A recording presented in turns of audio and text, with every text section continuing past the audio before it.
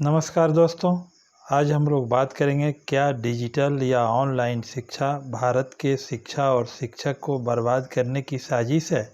जी हाँ, कोरोना महामारी के चलते विश्व भर में 150 करोड़ बच्चों ने स्कूल जाना बंद कर दिया है और उसमें करीब 70 करोड़ बच्चे सिर्फ भारत और बांग्लादेश के जैसे विकासशील देशों के हैं।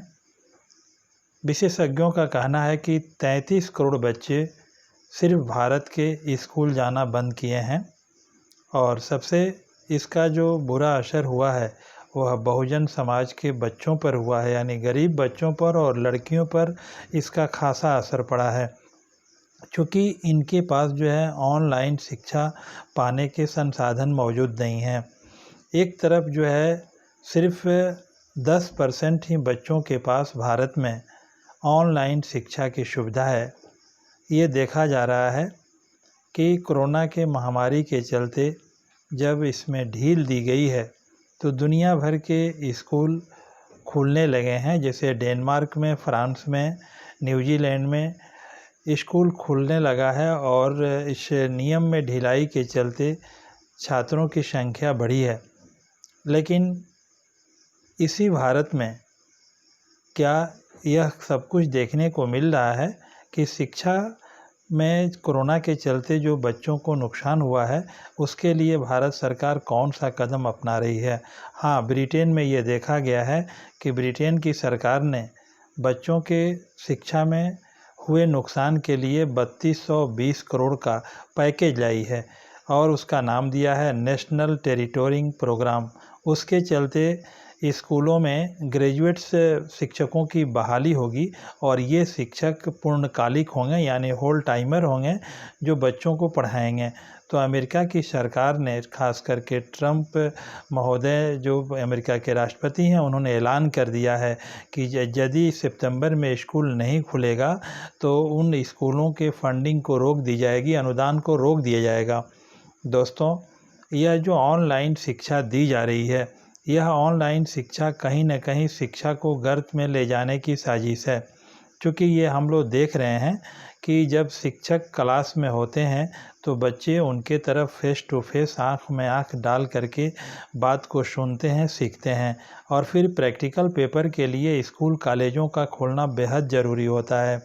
जिन विषयों में प्रैक्टिकल नहीं होता है उन विषयों का तो काम ऑनलाइन शिक्षा से चल सकता है, लेकिन जब यहाँ मैट्रिक से लेकर एमएससी की परीक्षाओं तक जो है वो प्रैक्टिकल की ज़रूरत पड़ती है, खासकर फिजिक्स है, केमिस्ट्री है, होम साइंस है, साइकोलॉजी है, इन सब विषयों में ज्योग्राफी है जिसमें प्रैक्टिकल की बेहद ज़रूरत पड़ती है।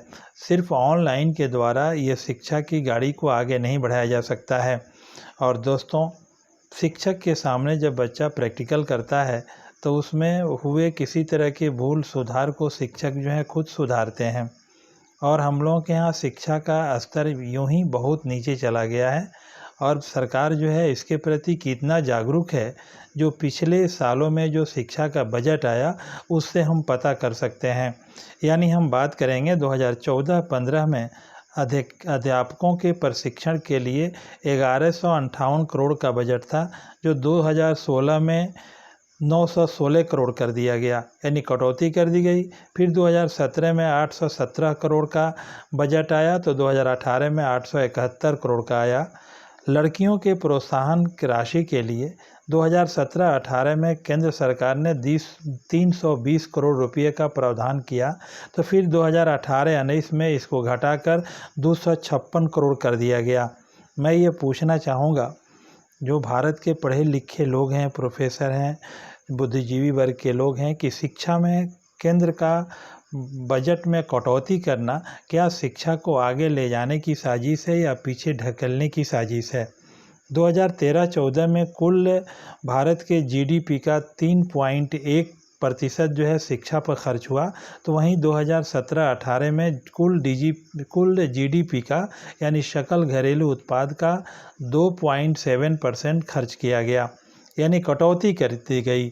अब ये बात सोचना है कि 2014-15 में 0.55% खर्च किया जा रहा है और 2018-19 में 4-5% खर्च किया जा रहा है। यानी शिक्षा के बजट में कटौती ला करके भारत सरकार डिजिटल शिक्षा को कौन सा बढ़ावा दे रही है और यह शिक्षा कहाँ जाएगी, इस पर सोचने की ज़रूरत है। दोस्तों, शिक्षक और छात्रों के बीच गहरा संबंध होता है। कहा जाता है, गुरु कुम्हार शिष्य कुंभ है, गड़गड़ काढ़े खोंट, अंतर हाथ सहार दे बाहर मारे चोट। यानी एक गुरु को शिष्य के प्रति यही कर्तव्य होता है।